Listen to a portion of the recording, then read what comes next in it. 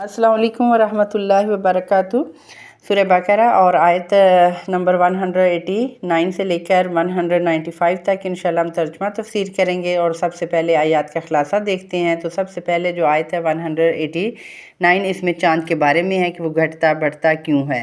चाँद का मकसद बताया जा रहा है कि ये चाँद लोगों के लिए औकात मुकर्ररा हैं और इसी आयत में जाहिलियत के दौर की एक रस्म की तरदीद की गई है। फिर आयत नंबर 190 और 193 में अल्लाह की राह में जंग करने का हुक्म और जुल्म ज़्यादती से परहेज़ करने की ताकीद और फरमाया गया है कि फ़ितना कत्ल से ज़्यादा सख्त है। दफ़ा के लिए कत्ल करना और कत्ल कब होना चाहिए, कत्ल करने में क्या नीयत हो, फ़ितनों को दबाने के लिए जंग करना, और अगर मुशरिक इस्लाम कबूल कर लें तो उनको कत्ल करना जायज़ नहीं। फिर मेरे बहनों, आयत नंबर 194 में मुशरिकीन की ज़्यादती का जवाब दिया गया और फरमाया गया कि हुर्मत वाला महीना हुर्मत वाले महीने का बदला है। और आयत के आखिर में फरमाया जा रहा है कि अल्लाह मुत्तकियों के साथ है। आयत नंबर 195 में अल्लाह ताला की राह में ख़र्च करने का हुक्म है और अपने आप को हलाकत में डालने की ममानियत और सिफ़त एहसान अख्तियार करने का हुक्म दिया गया है। आऊज़ु बिल्लाहि मिनश शैतानिर रजीम, बिस्मिल्लाहिर रहमानिर रहीम। रब्बी इश्रह ली सदरी व यस्सिर ली अमरी वहलुल उक़दतम मिन लिसानी यफ़क़हू क़ौली। रब्बी ज़िदनी इल्मा, रब्बी ज़िदनी इल्मा, रब्बी ज़िदनी इल्मा। नहमदु व नसल्ली अला रसूलिहिल करीम, अम्मा बाद। सुब्हानका ला इल्मा लना इल्ला मा अल्लमतना इन्नका अंतल अलीमुल हकीम। यसअलूनका अनिल अहिल्लति। यसअलूनका, वो आपसे सवाल करते हैं, अनिल अहिल्लति, चाँद के बारे में। कुल हिया मवाक़ितु लिन्नासी वल हज्जी, और आप फरमा दीजिए कि ये औकात मुकर्ररा हैं लोगों के लिए और हज के लिए। वलैसल बिर्रा, और नहीं है नेकी, बिअन ताअतुल बुयूता, कि तुम आओ अपने घरों में, मिन ज़हूरिहा, उनके पछवाड़ों की तरफ से, के पीछे की तरफ से। वला किन्नल बिर्रा, और लेकिन नेकी ये है, मानित्तका, कि कोई शख्स तकवा अख्तियार करे, वातुल बुयूता मिन अबवाबिहा, और आ जाओ तुम घरों में उनके दरवाज़ों से। वत्तकुल्लाह लअल्लकुम तुफलिहून, और अल्लाह से डरो ताकि तुम कामयाब हो जाओ। वक़ातिलू फ़ी सबीलिल्लाहिल्लज़ीना, और अल्लाह की राह में जंग करो उन लोगों से, युक़ातिलूनकुम, जो तुमसे जंग करते हैं। वला तातदू, और ज़्यादती मत करो। इन्नल्लाहा ला युहिब्बुल मुअतदीन, बेशक अल्लाह ताला ज़्यादती करने वालों को पसंद नहीं फरमाता। वक़्तुलूहुम हैसु, और तुम उनको कत्ल करो जहाँ भी, सक़िफ़्तुमूहुम, जहाँ भी उनको पाओ। व अख़रिजूहुम, और निकाल दो उनको, मिन हैसु अख़रजूकुम, जहाँ से उन्होंने तुमको निकाला। वल फ़ितनतु, और फ़ितना, अशद्दु मिनल क़त्ल, कत्ल से भी ज़्यादा सख्त है। वला तुक़ातिलूहुम इंदल मस्जिदिल हरामी, और इनसे जंग मत करो मस्जिद हराम के पास। हत्ता युक़ातिलूकुम फ़ीही, और जहाँ तक कि वो तुमसे इसमें खुद ना लड़े। फ़इन क़ातलूकुम फ़क़्तुलूहुम, सो अगर वो तुमसे जंग करें तो तुम उनको कत्ल करो। फ़क़्तुलूहुम, सो तुम उनको कत्ल करो। कज़ालिका जज़ाउल काफ़िरीन, और ऐसी ही जज़ा है काफ़िरों की। फ़इन इंतहौ, सो अगर वो बाज़ आ जाएँ, फ़इन्नल्लाहा गफ़ूरुर रहीम, तो अल्लाह बख्शने वाला मेहरबान है। वक़ातिलूहुम हत्ता ला तकूना फ़ितनतुन, और उनसे जंग करो। वक़ातिलूहुम, और उनसे जंग करो, हत्ता, यहाँ तक कि ला तकूना फ़ितनतुन, और के फ़ितना बाकी ना रहे। ला तकूना, ना रहे, बाकी फ़ितनतुन, फ़ितना, व यकूनुद्दीनु लिल्लाही, और हो जाए दीन अल्लाह ही के लिए। फ़इन इंतहौ, सो अगर वो बाज़ आ जाएँ, फ़ला उद्वाना, तो ज़्यादती बाज़ आ जाए तो ज़्यादती नहीं है, इल्ला अलल ज़ालिमीन, मगर ज़ालिमों पर। आगे अच्छी आयत नंबर जो 194 है, उसका तर्जुमा है, अश्शहरुल हरामु बिश्शहरिल हरामी वल हुरुमातु क़िसास। हुर्मत वाला महीना हुर्मत वाले महीने के इवज़, और हुर्मतें मुआवज़े की चीज़ हैं। क़िसास बदला या मुआवज़े की चीज़ हैं। फ़मन इअ्तदा, सो जो शख्स तुम पर कोई ज़्यादती करे, अलैकुम, तुम पर, फ़अतदू, तो सो ज़्यादती करो, अलैहि, उस पर, बिमिस्ली, उसी जितनी, उसी की मानद, मातदा अलैकुम, मातदा, जितनी कि उसने ज़्यादती की, अलैकुम, तुम पर। वत्तकुल्लाह, और अल्लाह ताला से डरते रहो। वअलमू, और जान लो, अन्नल्लाहा मअल मुत्तकीन, बेशक شک اللہ متقیوں کے ساتھ ہے۔ آگے جی وَأَنفِقُوا فِي سَبِيلِ اللّٰہِ، اور اللہ کی راہ میں خرچ کرو، وَلَا تُلْقُوا، اور نہ ڈالو، بِأَيْدِيكُمْ اپنے ہاتھوں کو، إِلَى التَّهْلُكَةِ ہلاکت میں، یہ ہلاکت کی طرف یا ہلاکت میں، وَأَحْسِنُوا إِنَّ اللّٰهَ يُحِبُّ الْمُحْسِنِينَ، اور خوبی کے ساتھ کام کیا کرو، بے شک اللہ تعالیٰ خوبی کے ساتھ کام کرنے والوں کو پسند فرماتا ہے۔ تو اب دیکھتے ہیں جی ان آیات کی تفسیر مختصر۔ اب ہے جی سب سے پہلے 189 جو آیت ہے اس کا شان نزول میں آپ کو بتاتی چلوں کہ کچھ صحابہ اکرام نے نبی صلی اللہ علیہ وسلم سے عرض کی، یا رسول اللہ یہ چاند چھوٹا بڑا کیسے ہو جاتا ہے؟ اول باریک دھاگے کی طرح ظاہر ہوتا ہے، پھر بڑھتے بڑھتے بڑا ہو جاتا ہے اور گول ہو جاتا ہے، اور پھر گھٹتے گھٹتے باریک ہو جاتا ہے، اور شروع میں جیسا تھا ویسا ہی آخر میں نظر آتا ہے۔ اس سوال پر اللہ تعالیٰ نے یہ آیت نازل فرمائی کہ چاند کا گھٹنا بڑھنا لوگوں کے لیے وقت مقررہ ہے، جاننے کے لیے وقت مقررہ جاننے کے لیے۔ پھر حج کا وقت جو ہے چاند سے معلوم ہوتا ہے، روزے کب رکھنے شروع کرنے ہیں یہ بھی چاند سے پتہ چلتا ہے، عورتوں کی عدت بھی اسی ذریعے سے شمار ہوتی ہے۔ تو میری بہنوں بیٹیوں اور جو مجھے سن رہے ہیں، شریعت اسلامیہ میں چاند کے مہینوں کا اعتبار کیا گیا ہے۔ جو مالدار لوگ ہوتے ہیں جنہیں صاحب نصاب کہا جاتا ہے، چاند کے اعتبار سے جب 12 مہینے گزر جاتے ہیں تو زکوٰۃ ادا کرنا فرض ہو جاتا ہے۔ اگر کوئی شمسی مہینے کے اعتبار سے زکوٰۃ ادا کرے گا تو 36 سال کے بعد 1 سال کی زکوٰۃ کی ادائیگی میں کمی رہ جائے گی، کیونکہ شمسی سال قمری سال سے 10 دن بڑا ہوتا ہے۔ پھر عورت کی عدت چاہے بیوہ کی ہو یا طلاق، وہ قمری مہینوں کے اعتبار سے معتبر ہوگی۔ اسی طرح روزوں اور عید کے بارے میں ہے۔ میں آپ لوگوں کو یہاں صحیح مسلم کی ایک حدیث سنانا چاہوں گی۔ حضرت ابن عمر رضی اللہ عنہ سے روایت ہے، نبی صلی اللہ علیہ وسلم نے ارشاد فرمایا کہ چاند دیکھ کر روزے رکھنا شروع کرو اور چاند دیکھ کر رمضان کے روزے ختم کر دو۔ اگر چاند نظر نہ آئے تو 30 دن کی گنتی پوری کر لو۔ تو میری بہنوں بیٹیوں، حج بھی ذی الحجہ کی نامی تاریخ کو ہوتا ہے اور قربانیاں 10، 11، 12 کو ہوتی ہیں، چونکہ یہ سارے احکام چاند کی تاریخوں کے ساتھ شروع اور ختم ہوتے ہیں، اس لیے چاند کے مہینے کو یاد رکھنا اور اس کی ابتدا اور انتہا کو جاننا فرض کفایہ ہے۔ تو میری بہنوں، فرض کفایہ کیا ہے یہ میں آپ لوگوں کو بتاتی چلوں کہ ایسا فرض کہ اگر سوسائٹی میں ایک شخص بھی چاند دیکھ لیتا ہے تو سب کی طرف سے یہ ادا ہو جاتا ہے۔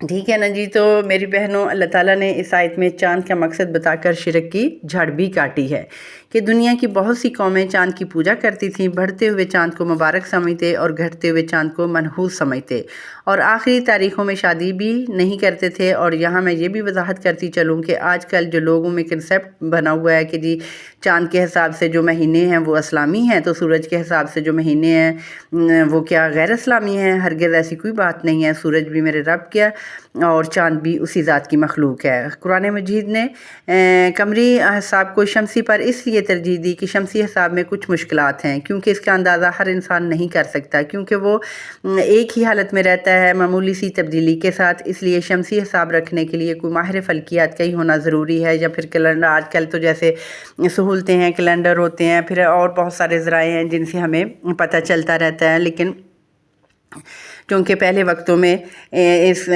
کے لیے تھوڑا مشکل تھا شمسی حساب رکھنا، تو اللہ تعالیٰ نے اس کے بدلے چاند کے سے یہ سارا جو ہے ان کو مقرر کیا کہ اسی کے حساب سے آپ اپنے تمام جو معاملات ہیں، دینی معاملات ہیں، ان کو کیا جا سکتا ہے۔ پھر چاند کی تاریخوں کا اندازہ ایک ان پڑھ انسان بھی بخوبی لگا سکتا ہے۔ شروع میں چاند جیسے باریک ہوتا ہے، پھر بڑھتے بڑھتے پورا گول ہو جاتا ہے، اور مہینے کے آخر میں پھر وہ باریک سا رہ جاتا ہے اور پھر نظر آنا بھی بند ہو جاتا ہے۔ تو اس سے بخوبی اندازہ ہو جاتا ہے کہ مہینہ ختم ہو گیا ہے، اور پھر دوبارہ جب وہ باریک سا نظر آتا ہے تو مہینہ اس سے شروع ہو جاتا ہے، اور جب وہ پورا گول ہو جاتا ہے تو پتہ چل جاتا ہے کہ آدھا مہینہ پورا گزر گیا ہے۔ تو میری بہنوں، آیت کے آخری حصے میں جاہلیت کے دور کی ایک رسم کو رد کیا گیا ہے۔ اسلام سے پہلے جہالت کے دور میں یہ رواج تھا کہ جب حج کے دن شروع ہو جاتے اور عرب کے لوگ حج کا احرام باندھ لیتے، اور پھر جب وہ اپنے گھروں میں واپس پلٹتے تو وہ گھر کے دروازے سے گھر میں داخل نہیں ہوتے تھے۔ बल्कि घर के पीछे से रास्ता बनाकर घर में आते या छत पर चढ़ जाते, वहाँ से घर में कूद जाते। वो इसे अपने नज़दीक बड़ी इबादत समझते और खाना काबा की ताज़ीम समझते। उनकी देखा देखी बाद सहाबी भी इस गलत फहमी में मुब्तला हो गए और एहराम की हालत में दरवाज़ों से अंदर दाखिल होना एहराम के आदाब के ख़िलाफ़ समझने लगे। इस आयत में इस गलत फहमी को दूर किया गया और बताया गया है कि नेकी इस बात में नहीं है कि घर के पिछवाड़े से दाखिल हो, और ना नेकी ये है कि अपने से किसी ऐसी चीज़ को घड़ कर और फिर इबादत समझने लग जाओ, बल्कि नेकी ये है कि अल्लाह ताला के अहकाम पर अमल करो, बुरे कामों से बचो और ऐसा काम भी ना करो जो कुरान और हदीस से साबित ना हो। तो मेरी बहनों, मैं यहाँ वजाहत करती चलूँ कि हर वो काम जो हम अपने दिल की शौक़ से, अपने गुमान से इबादत समझ लेते हैं और शरीयत में दाखिल कर देते हैं और उसका करना अपने ऊपर लाजम कर लेते हैं, तो ये गुनाह है और इसी को बिदअत कहते हैं। और बिदअत फिर पता है सबको कि गुमराही, और गुमराही दोज़ख की तरफ ले जाने वाली है। और इस आयत में अल्लाह ताला ने वाज़ेह बता दिया है कि असली जो नेकी है वो तकवा है। और फरमाया गया, फिर आयत के आखिर में ये भी फरमाया गया कि ऐसी ही नेकी का अंजाम दुनिया और आखिरत में कामयाबी और कामरानी है। आगे जी मेरे बहनों, आयत नंबर 190 जो है उसमें कातिलू के मायनी हैं लड़ो। ये लफ्ज़ काताल से है जिसके मायनी जंग करना या लड़ना। तो इस आयत में मुसलमानों को जंग का, जिहाद का हुक्म दिया जा रहा है। तो मेरी बहनों बेटियों, जंग का हुक्म मुसलमानों को कब दिया जा रहा है? जब इस्लाम दुश्मनों ने मुसलमानों पर जुल्म के पहाड़ तोड़े, और ये जुल्म चंद दिन के लिए नहीं था बल्कि 13 साल तक मक्का में मुसलमानों पर जुल्म होता रहा। काफरों की ज़्यादती और बेरहमी पर सब्र करते हुए मुसलमान जब अपना वतन और घर पर छोड़कर बेघर हुए मदीना में हिजरत की, तो इस कदर लंबे और सख्त इम्तिहान के बाद इस्लाम के दुश्मनों से दफ़ा के लिए जंग की इजाज़त दी गई। हज़रत अब्दुल्ला बिन अब्बास रज़ी अल्लाह अन्हु से मनकूल है कि ये आयत उस मौका पर नाज़िल हुई जब नबी सल्लल्लाहु अलैहि वसल्लम अपने असहाब के साथ 7 हिजरी को उम्रतुल क़ज़ा के लिए मक्का मुअज़्ज़मा तशरीफ़ ले जा रहे थे। तो सहाबा इकराम को इस बात का ख़तरा हुआ कि क़ुरैश जो है क़ुरैश मक्का सुलह की जो शर्तों के ख़िलाफ़ वर्जी करते हुए, जो सुलह हुदैबिया में शर्तें तय हुई थी, उनकी खिलाफ वर्जी करते हुए मुसलमानों के साथ जंग के लिए तैयार हो जाएंगे, तो हमें भी जंग करनी पड़ेगी। लेकिन ये तो ऐसा महीना होगा जिसमें जंग करना हराम है। तो मेरे बहनों, मैं यहाँ ये वजाहत करती चलूँ कि जब नबी सल्लल्लाहु अलैहि वसल्लम हिजरत करके मदीना तशरीफ़ ले गए, तो हिजरत के 6ठे साल आप सल्लल्लाहु अलैहि वसल्लम ने इरादा किया उम्रा करने का। आपके साथियों ने आप सल्लल्लाहु अलैहि वसल्लम ने अपने साथियों के साथ उम्रा के लिए जब मक्का मुअज़्ज़मा तशरीफ़ ला रहे थे, तो हुदैबिया के मकाम पर मुसलमानों को मुशरिकीन मक्का ने रोक दिया कि तुम लोग उम्रा नहीं कर सकते।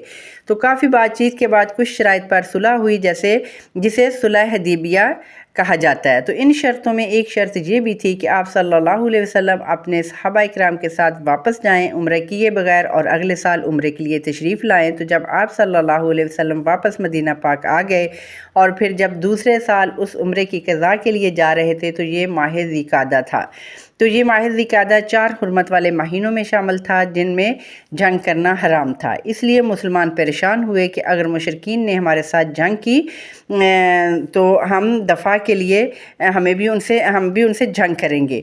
तो ये तो हुर्मत वाला महीना है। तो आगे इंशाल्लाह मैं ये हुर्मत वाले महीनों को भी बैकग्राउंड जो है वो आपको बताऊंगी कि अगर हम जंग नहीं करते, तो अगर करेंगे तो ये तो हुर्मत वाला महीना है, अगर हम जंग नहीं करते तो हम को शिकस्त हो जाएगी और हम मगलूब हो जाएंगे। तो मेरी बहनों, अल्लाह ताला ने ये आयत नाज़िल फरमा कर जंग की इजाज़त दे दी और साथ ही ये भी फरमा दिया कि जंग करनी है तो फ़ी सबीलिल्लाह, अपनी ज़ाती गर्ज़ के लिए नहीं, सिर्फ़ अल्लाह ताला का कलमा बुलंद करने के लिए, शिरक को मिटाने और दीन हक़ की हमायत और अल्लाह ताला की रज़ा के लिए करनी है। फिर आगे फरमाया अल्लज़ीना युकातिलूनकुम, जो लोग तुमसे लड़ते हैं, यानी जंग फिर किन से करनी है? जिन्होंने तुम्हारे ख़िलाफ़ हथियार उठाए हुए हैं।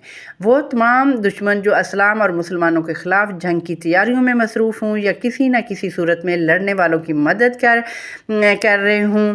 और आयत के आखिर में जब अल्लाह ताला फरमा रहे हैं कि ज़्यादती ना करना, क्योंकि ज़्यादती करने वालों को अल्लाह ताला पसंद नहीं फरमाता। सुबहान अल्लाह मेरे बहनों, जंग का मौका और फिर भी हुक्म दिया जा रहा है कि ज़्यादती ना करना।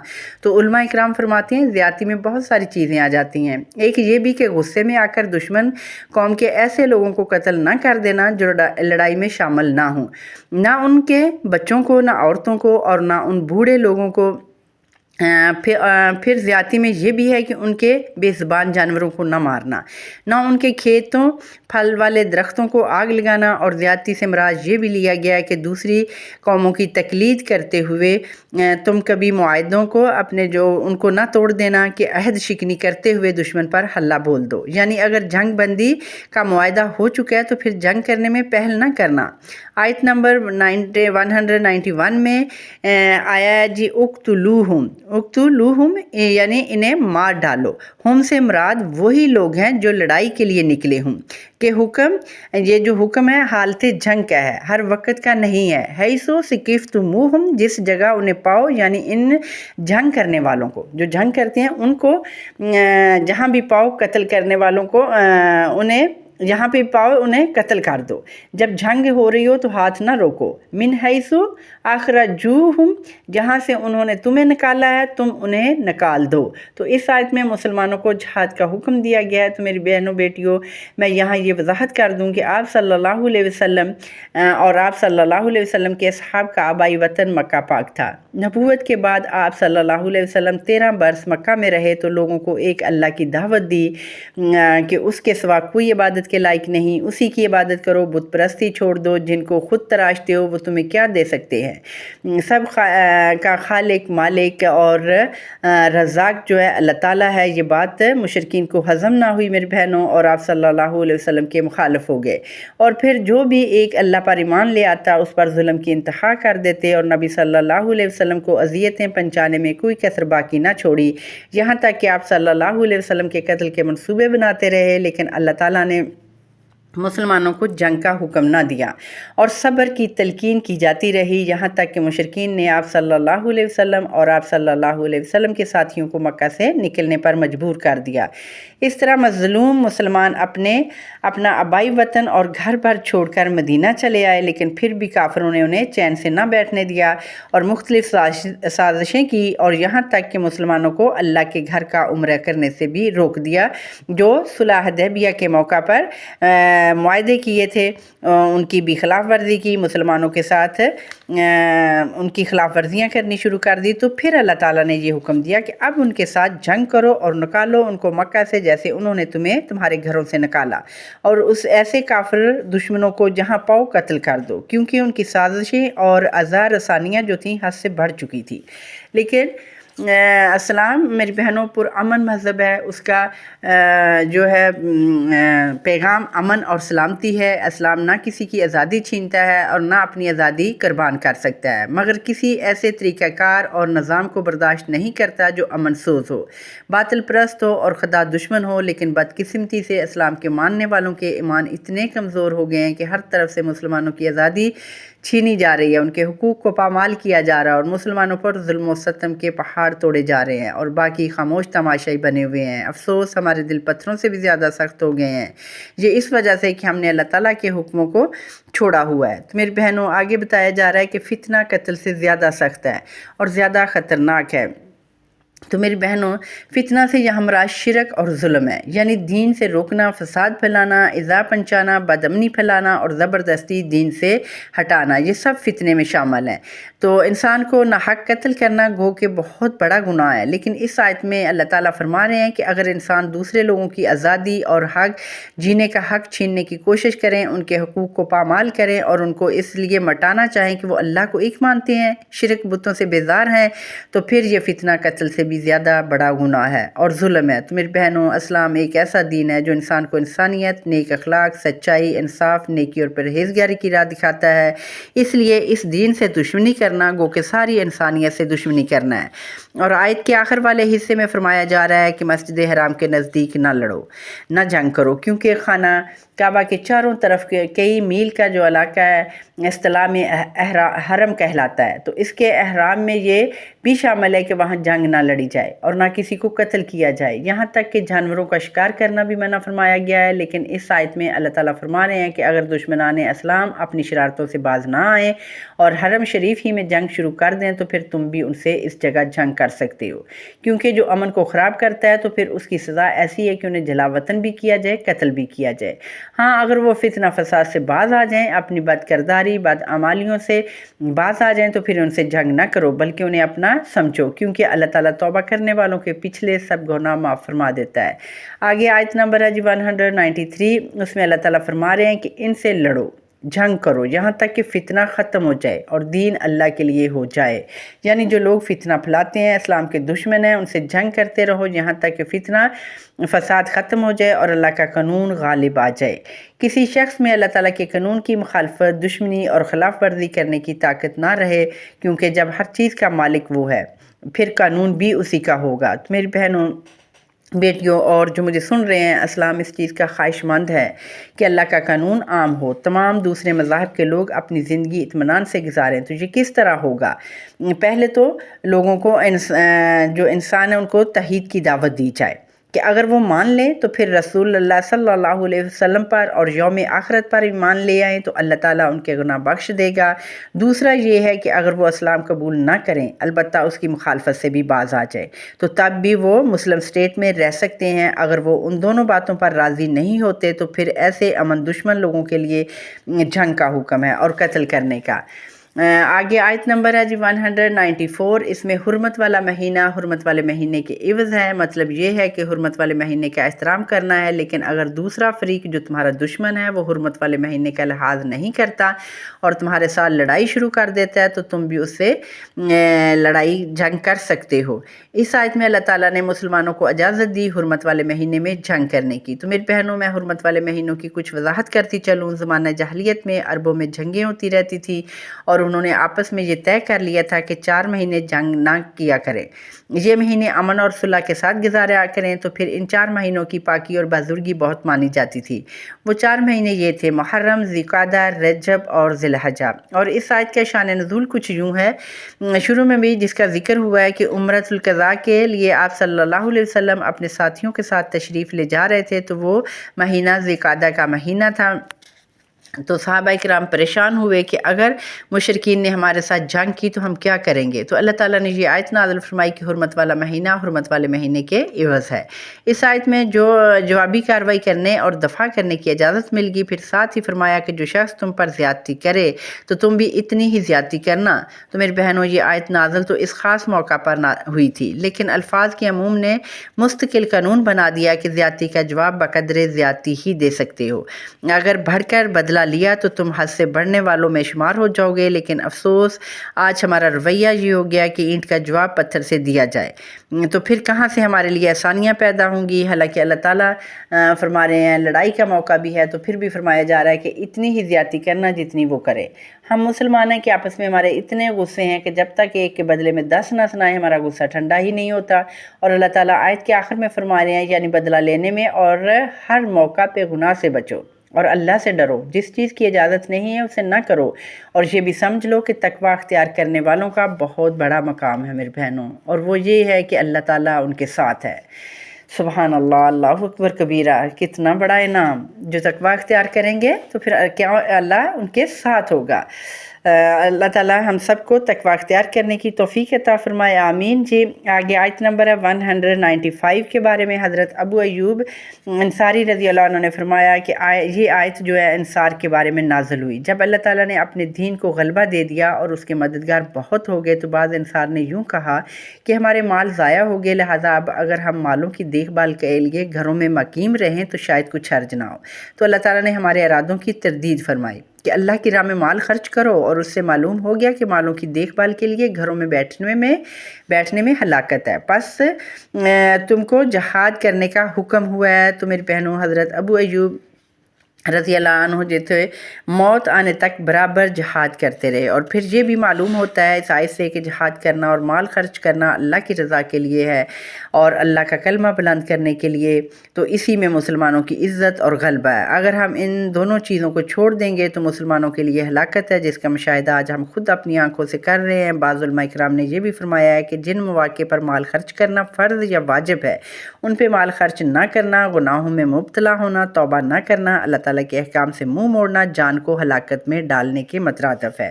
اور آیت کے آخر میں صفت احسان کو اختیار کرنے کا حکم دیا جا رہا ہے۔ لفظ احسان جو ہے وہ حسن سے ماخوذ ہے، جس حسن خوبی اور اچھائی کو کہتے ہیں، اور احسان کسی کام کو اچھے طریقے سے انجام دینے کو کہتے ہیں۔ جو کام کریں ان کی شرائط اور آداب کا خیال رکھا جائے تاکہ اس میں صفت احسان پیدا ہو جائے۔ تو میری بہنوں بیٹیوں اور جو مجھے سن رہے ہیں، ہمیں ہر معاملے میں صفت احسان کو اپنانا چاہیے۔ ہماری عبادات ہوں چاہے ہمارے معاملات ہوں، ان تمام کو خوبی کے ساتھ ادا کرنے والے بن جائیں۔ لیکن یہ پیچھے ساری آیات جو تھیں ہم نے پڑھی وہ جنگ کے بارے میں تھیں، اس لیے میں اسی حوالے سے آپ لوگوں کو ایک حدیث سنانا چاہوں گی کہ جو حضرت شداد بن اوس رضی اللہ عنہ سے روایت کی گئی ہے کہ آپ صلی اللہ علیہ وسلم نے ارشاد فرمایا کہ بلا شبہ اللہ تعالیٰ ہر چیز کے بارے میں خوبی اختیار کرنے کا اللہ تعالیٰ نے حکم فرمایا ہے۔ سو جب تم کسی کو قتل کرو تو قتل کرنے میں خوبی کو اختیار کرو، مثلا ہاتھ پاؤں نہ کاٹ دو، چہرہ نہ بگاڑ دو، اور جب تم ذبح کرنے لگو تو خوبی کے ساتھ ذبح کرو، اپنی چھری کو تیز کر لو اور اپنے ذبیحہ کو آرام پہنچاؤ۔ یہ صحیح مسلم کی حدیث ہے۔ تو میری بہنوں بیٹیوں، اللہ تعالیٰ ہم سب کو پڑھنے سننے سے زیادہ عمل کی توفیق عطا فرمائے، آمین ثم آمین۔ ربنا تقبل منا انک انت السمیع العلیم وتب علینا انک انت التواب الرحیم۔ صلی اللہ تعالیٰ علی خیر خلقہ محمد وآلہ واصحابہ اجمعین برحمتک یا ارحم الراحمین، آمین ثم آمین۔